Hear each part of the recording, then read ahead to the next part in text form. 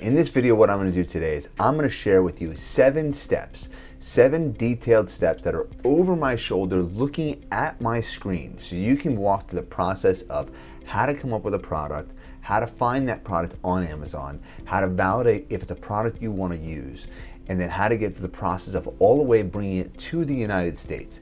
And in addition to that, I'm also going to give you one huge, massive tip that a lot of these gurus are not sharing with you, but I'm going to share with you today. Watch this video. What Logan does is help people take great ideas and execute on them.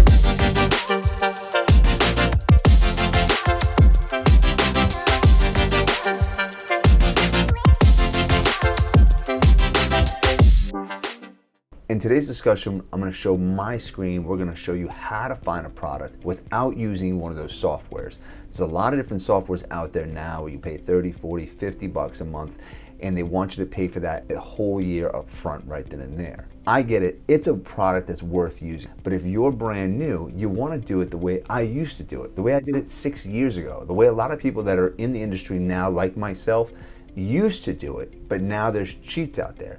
But maybe you don't know if you want to pay for it yet. Maybe you don't know if this is for you. So what I want to do is show you how we used to do it. All right. And if you like this video, if this video is helpful, please help me out. Help me spread the word. Hit the subscription button below.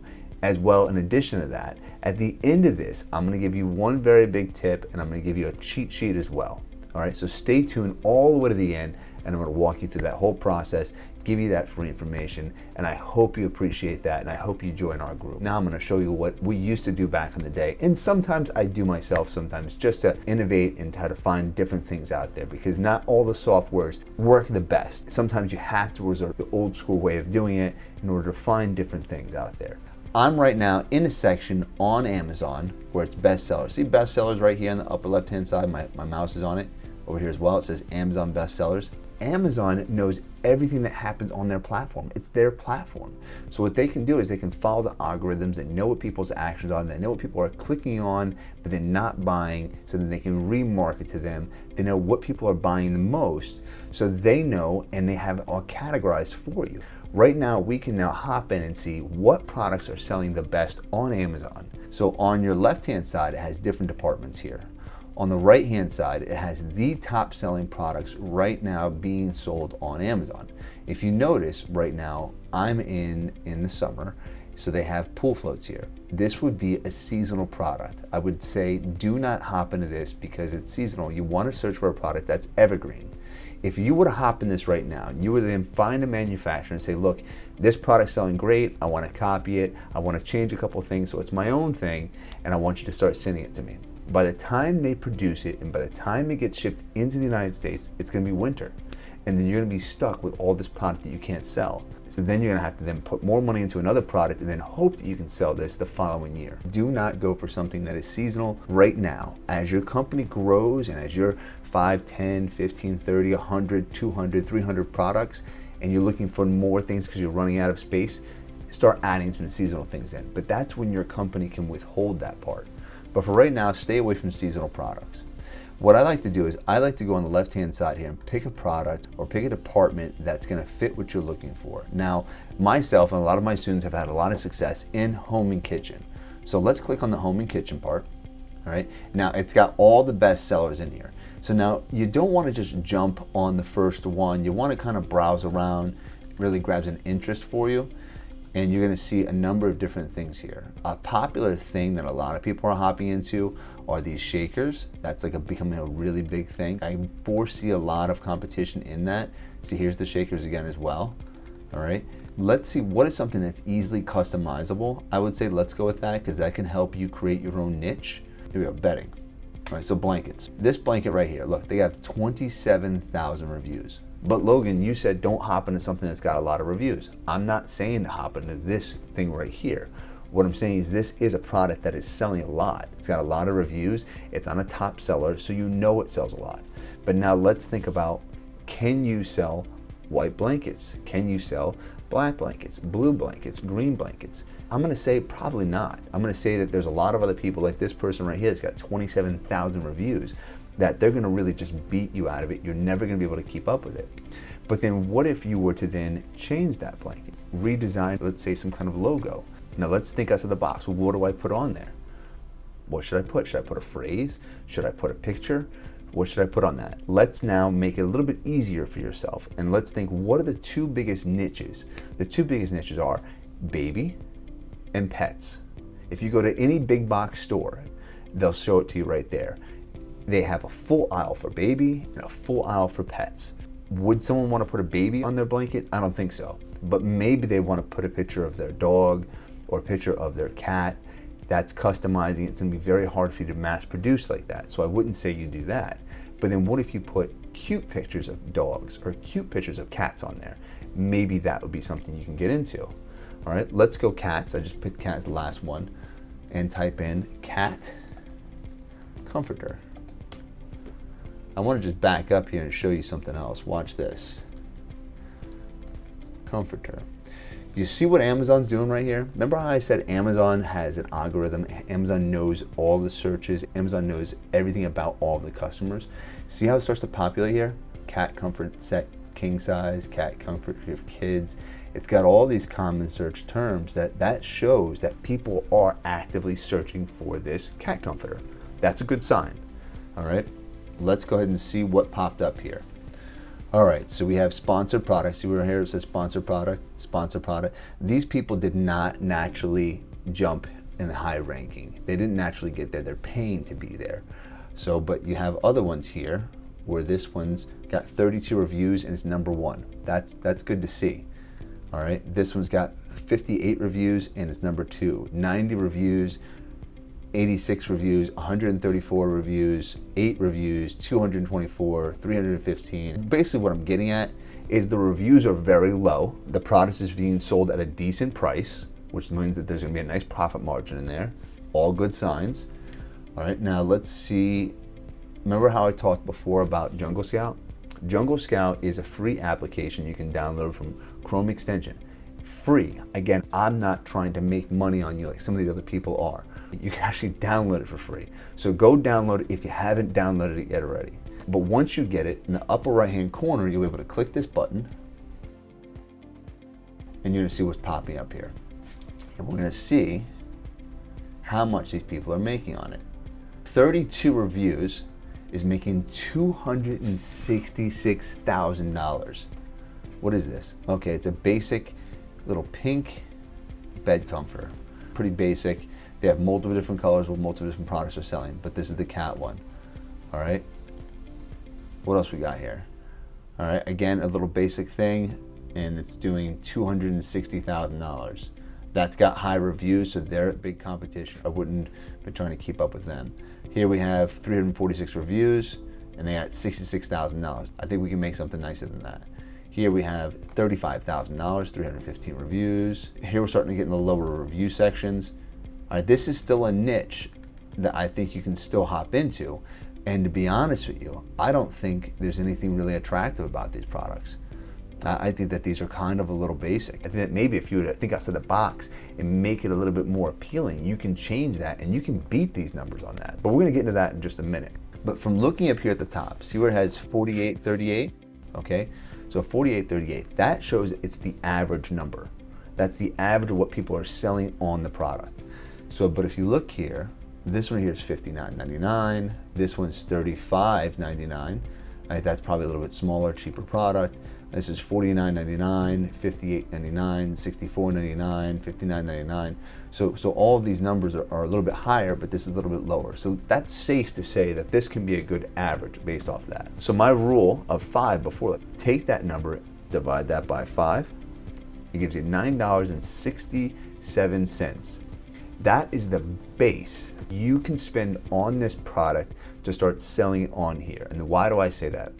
You have product cost, which is purchase the product. Then you have marketing costs, because you're always gonna have to pay for some kind of marketing. You're gonna have a return cost, because people are gonna return products. And then you're gonna have an Amazon cost, and then you're gonna have the favorite one, which is profit. If you don't account for one of these and something happens, that means you're gonna lose money on profit. So you want to make sure that you're going to have that profit. All right, so always use the rule of 5. If you can get more than 5, that's even better. But that's when you start getting on with a manufacturer, start negotiating, trying to get them down below. What did I say it was? 967. If you can get them below the 967, what's that do? Then that means that you're going to pay less here on the product cost and you're going to get more here on the revenue. And maybe you want to take that additional money, you want to put it towards the marketing. And as that marketing starts to go up, your revenue starts to go up and your orders quantity starts to go up at the manufacturer, which that means your cost of product goes down. So now we've done a couple things here. We found a product, we validated that it's got low reviews, we validated that people are making money in it. We just found out how much you need to pay for the product. The next step would be then to just go to Alibaba.com. There's other websites out there, such as TradeKey, DHgate. There's other smaller ones out there, but the most used that everyone uses is Alibaba.com. So let's go switch back to the screen, Alibaba.com, okay? And we're gonna type in custom, because we wanna make it a custom product, custom comforter. Okay, now remember our number was 967. So right off the bat, we already see someone right here, 880. We're already making a better profit margin right there. Going a little bit farther down, this is a queen duvet cover, 650, 588, 799, 480 to $8. We've already proven that we can spend less than what our bottom number means. That means you're making more profit. I advise putting more towards marketing so that you sell more and then you can come back and say, look, I'm selling more than we anticipated. I need a bigger discount because I'm going to buy more from you, and you're building that relationship between that manufacturer. So now the next step would be, we found the manufacturer, now we have to give them a product design. Now we have to give them what kind of pattern we want put on that blanket so that we can fit into that niche. So a common website a lot of people use, and there are other websites out there. This one I used to use in the beginning because it gave me some nice detailed work, but there are some other ones that will cost more money. But let's switch over to the site right now, and that is Fiverr.com. When you look at my screen, and as you see here, I already typed in custom cat drawings. So custom cat drawings because it would be for this custom cat comforter. You can type in custom anything you want, but this is going to be custom cat drawings. These people are going to be drawing a picture for you for just a few dollars. Look. This person right here, $5, $10. This person put a whole bunch of different pets, $5, $5. So what you'll do is you'll probably go online, you'll search of all different kinds of cat images you like. Then I would bring them over to here and I would say, these are the images I like, this is what I'm looking for, and I'm looking for a pattern. Maybe it's blue and white, white and blue, or I'm looking to have the cat walking back and forth on different parts of the blanket. Whatever it is, this is where you have to come in. You have to try to think of how you should make this look different and how it's gonna look better than the other ones. And then I would also take, pretty big tip here, I would also take those other images of the ones that are selling out there and I'd say, this is the competition. I need the design to look better than them. And let that artist use their judgment. Let the artist use the judgment of what it looks like and if it will look better than them or not. And then you come back and you're allowed X amount of edits. You come back and say, well, I don't like it like this, I don't like it like that, let's change this, let's change that, and get them to really custom tailor it to your thing. So Fiverr.com, again, I am not affiliated with them. I think there is a paid affiliate program. I'm not doing that. I'm not trying to make money off of you on this. I'm solely just sharing this information out there, hoping that you would hit the subscription button to my channel, as well as hoping you would join my group called FBA Innovators. There's a direct link below. You can join that group. All right, but let's move on to the next section. Sending the money to the manufacturer. You found the manufacturer, it meets your price point. You found out that they can do the design you're looking for. Before I would initially send money, I would ask them to send you a sample of the product. Once they send you the sample of the product, then I would say, okay, this works. Now let's go ahead and let's send money. And I want you to send it in two parts. It's 30% up front, and then the remainder is 70% at the very end once the production is done. They get the 30% up front part because they have to order the material for it, they have to put the thing in process, and they want you partially committed to it. What I suggest, and what I didn't do this in the beginning, is I just sent my money out, and there's chances of being burnt on this. if you don't know the manufacturer, if you haven't validated that they're real, if you're first starting out and you're scared about sending your money out there and you want to fully protect yourself, what you can do is you can make a payment with PayPal. PayPal does offer that option. You'll ask them whether you accept PayPal. If they say yes, they might ask you to include a small percentage to cover the credit card fee. But you can make that payment through PayPal, and if anything happens, you can dispute it with PayPal and PayPal will refund you back. Here's the good part. Here's a second tier protection, is make that payment with a credit card, which then for some people resolves some of the funding issues, but also helps you protect yourself. So if PayPal doesn't side with you, then you have a credit card, which is always going to side with you. So then you can lock in this defense, that defense, to ensure that they're going to fully meet their quota and their standards of what they're saying they're going to give you. That's the way to do it. Now, once you've gone through that process, what you should do is hire a third-party inspection company. A lot of times when I say, well, we do a factory inspection here, those people are paid by them. They're not out for your best interest. You want to hire a third-party inspection company to say, hey, look, I need you to go inspect this product and send me images. That third-party inspection company is going to have the quality for maybe the coloring, the quality for maybe the stitching, because you can say, well, I want the blanket to be 40 inches by 60 inches, but the factory wants to make a better profit margin, so they give you 38 by 54, and you won't know it because you're not there measuring. But that's what an inspection company will do for you. Once you've done all that, and the inspection company comes and they do all the inspections, and they send you back all the data along with pictures, and you can see what it is, then you say, okay, and you send the final 70% payment. That's what's going to protect you. Now we're at the final part, which is importing the product, okay? You can't just say, okay, send the product in and I'll meet you at the port. It's not going to happen. Who's going to transport it? Who's going to deal with customs? Who's going to deal with transporting the product from the manufacturer to the port, shipping the product from the port to United States or port to wherever country you're in? And then who's going to deal with the customs in that country? And then who's going to deal with shipping the product from them to your warehouse, or them to a fulfillment center, or them to Amazon, so on and so forth. You have to have what it's called a freight forwarder. Now, freight forwarders are all the same. They're all dealing with the same shipping companies. They're all offering the same exact prices. So what you're paying for with a freight forwarder is someone who acts quickly, someone who thinks ahead for you, someone who's looking for the better shipping date, and someone who really mixes with yourself. But they all have the same prices, all right? I have one that I specifically like to use, and I've used them for years, as well as other people I work with that have different freight forwarders that they feel comfortable with. If you're looking for a freight forwarder, reach out to me. I'm more than happy to share who my contact is on that.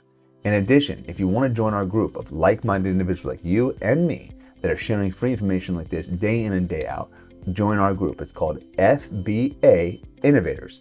In the FBA Innovator group, we're talking about how to do private labeling, how to do trademarks, how to do patents, how to do brand protection, how to just do all these different things that are outside the normal box of what FBA private labeling is.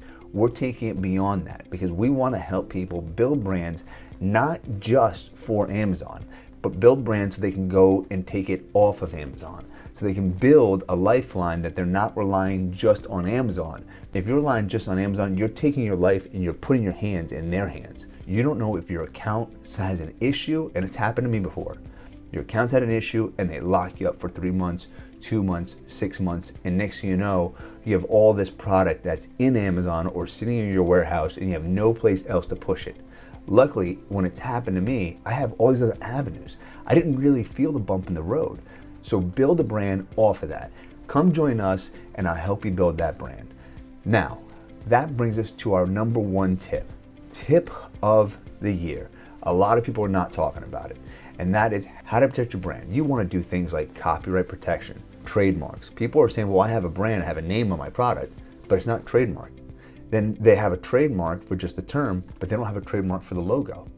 And then you have a product, they found a good niche they want to get into, they changed the product around, then what they did is they innovated. They made a new product, but they didn't patent it. And if you didn't patent it, that means that everyone else, all these other people that are watching other people sell online, can take the product, repackage it, and sell it. So then how do you patent that? We're talking about all that stuff here, and I want to share that with you. Again, join our group called FBA Innovators. It's on Facebook. We're accepting everyone to come in as long as you're coming in and you're willing to share. Don't come in and start sharing about, hey, buy my book, buy my course. We will kick you out. We're not doing that, all right? In addition to that, click on the link below. We're giving a free cheat sheet. That cheat sheet is going to go over how to do private labeling, what trademarks are, and what patents are. Please help our channel, hit the subscription button, watch the next video, keep educating. That's what it's all about. Great ideas married with executional skills, and that's what Logan John is all about.